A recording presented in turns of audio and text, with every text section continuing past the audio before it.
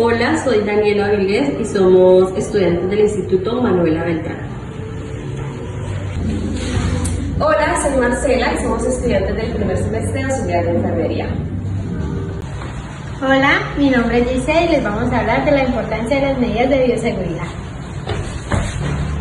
Hola, mi nombre es Sarit Acosta y nuestro docente es el jefe Sebastián Arevalo. Hola, mi nombre es Valeria, los invito a buscar su pasador favorito, a ponerse cómodos porque esto se va a poner bueno.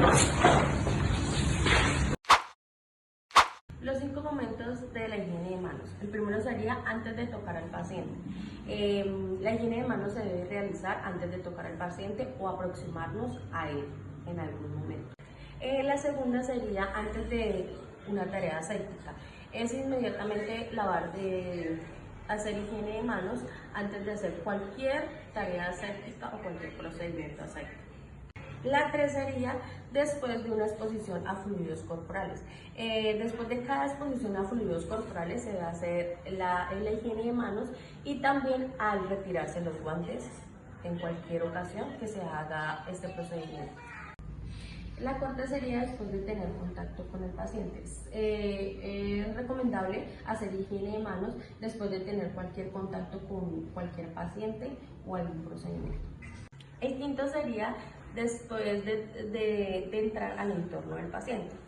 Esto refiere a que toquemos o no toquemos al paciente, estamos en su entorno y debe siempre hacerse higienización de manos. Como nos dice nuestro jefe Sebastián, independientemente de la edad de nuestro paciente, siempre lo tenemos que ver como un potencial infeccioso. Continuando con el tema que estaba hablando mi compañera, la segregación se basa en la separación y clasificación de productos hospitalarios desde su origen.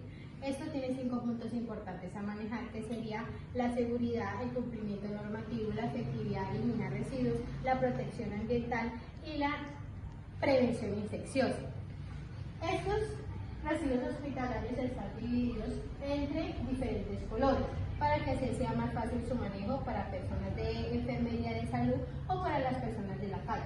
En este caso sería la caneca roja. En esta se insertan los residuos peligrosos biológicos que podría ser como los algodones o las gasas que están montadas de sangre o fluidos de terceros, o también serían los cortopunzantes como las jeringas, que a veces tiene su puntica que pues nos puede chuzar y puede estar infectada. Por otro lado tenemos los residuos químicos peligrosos, que serían los medicamentos que ya están vencidos, que pueden generar un efecto contrario al que nosotros deseamos. Por otro lado tenemos la caneca verde, que es en la que se insertan los residuos no peligrosos, que podría ser un papel, una servilleta, un empaque de algo que estemos comiendo o un envase. Por otro lado tenemos los residuos reciclables, que en este caso sería el plástico, el cartón, el metal, el vidrio.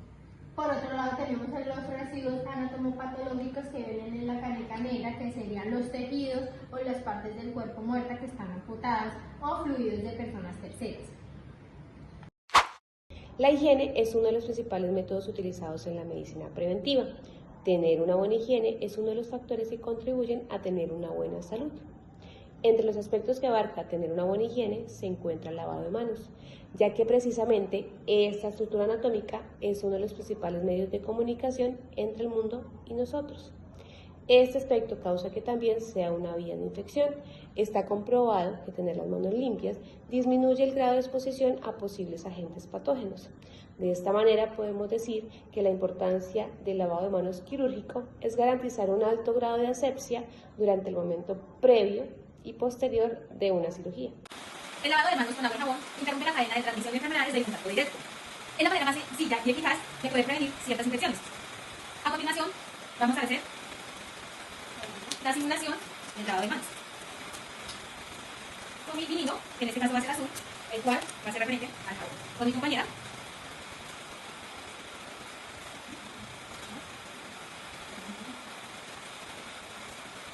este va a ser nuestro jabón. Para saber que si tuvimos una eficaz limpieza e higiene asepsia, el guante tiene que quedar totalmente impregnado en gel. Iniciamos entonces con roce, luego hacemos el dorso con palma, palma con dorso, pasa a seguir el interdigital, hacemos el candado, asegurando que queden impregnados los nudillos. a realizar un embudo de adentro hacia afuera, pasando solo una vez, sin tocar nuevamente la parte que ya está limpia. Luego realizamos esta. Ya, con eso concluimos. Tiene que quedar totalmente limpio. Giramos. Y lo limpio.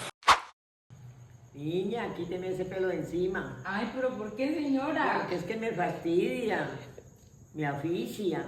La situación que les acabo de presentar es el claro ejemplo de lo que como enfermeras no debemos hacer.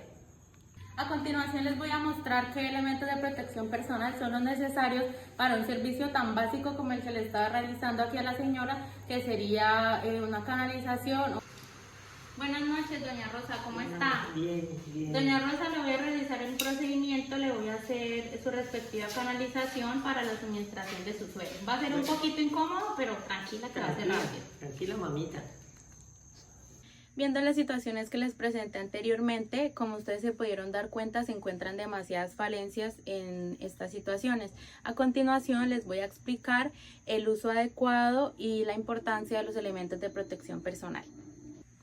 La importancia del uso de los elementos de protección personal. Los elementos de protección personal son fundamentales no solo para proteger al personal de la salud de los agentes patógenos, sino para también evitar la transmisión de estas a los pacientes. Su correcta utilización como la administración de estos elementos es de mayor importancia. Bueno, en conclusión, son una barrera para evitar que un trabajador tenga contacto con algún tipo de riesgo biológico. Esta barrera reduce la probabilidad de tocar, exponerse y propagar microbios. En cuanto al uso de estos, hay una ley y una resolución que los avala y nos exige el uso de estos elementos. Primero tenemos la Ley 9 de 1979 en el título 3 de Salud Ocupacional y en los artículos 122 al 124. En la resolución 2400 de 1979 en el título 2 y 4 en los artículos 176 al 201. En esto se establece el uso de los elementos de protección personal en cada puesto de trabajo para prevenir cualquier tipo de riesgo en las diferentes actividades. Es responsabilidad de todos cuidar los elementos. Es deber de la entidad. ¿Por qué me respiro? Es responsabilidad de todos cuidar sus elementos de protección personal. Es deber de la entidad asegurar la asignación de estos. Es deber de la entidad capacitar el uso y cuidado de estos elementos. Es deber de la entidad reponer de inmediato los elementos de protección personal cuando se deterioran o por pérdida. También bajo ninguna circunstancia los funcionarios podrán desempeñar sus actividades sin el uso de sus elementos de protección personal. Es responsabilidad de los trabajadores usar adecuadamente los elementos de protección personal por compromiso con su propia seguridad. Es deber también reportar al jefe la falta o deterioro de los elementos de protección personal y también no iniciar labores si no se disponen los elementos de protección personal. Hoy les vengo a hablar de las siguientes barreras de protección, que son 6. Primero, la protección de cabeza, la protección respiratoria, la protección facial, la protección corporal, la protección de manos y la protección de pies. Entonces, a continuación les voy a mostrar una por una. Como pueden ver, la protección de cabeza sería el gorro, que pues comúnmente conocemos, lo hemos implementado en nuestras prácticas de las últimas clases. La protección de boca sería estas mascarillas. Aquí hay una imagen, se explica detalladamente digamos que la capacidad que tienen los tipos de tapabocas de protección. El tapabocas N95 tiene una protección más fuerte, a los virus tiene un 95%, al polvo un 100%, a las bacterias un 100% y al polen un 100%. La mascarilla quirúrgica, que es la que usamos más frecuentemente, esta es desechable, tiene una protección del 95% a los virus, 80% del polvo, 80% de las bacterias y 80% del polen. La mascarilla FFP1 es como la suspensión de partículas. Esta tiene una protección del 95% a los virus, un 80% al polvo, 80% a las bacterias y 80% al polen.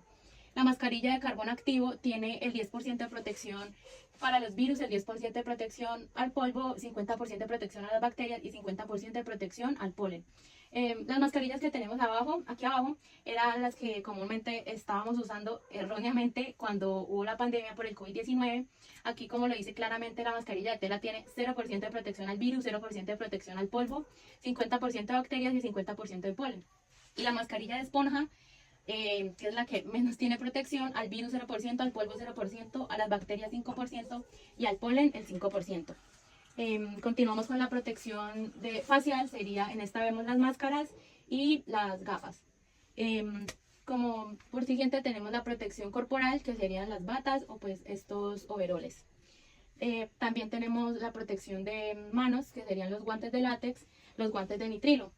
Se dice que en la mayoría de hospitales tienen el suministro de estos dos tipos de guantes, ya que los guantes de látex a un uso, digamos, prolongado genera mucha dermatitis o, bueno, algunas personas son prácticamente alérgicas al látex. Entonces se dice que en la mayoría de los hospitales se tienen, digamos que para el uso. Y en cuanto a la protección de pies, pues tenemos las polainas, como la pueden ver acá.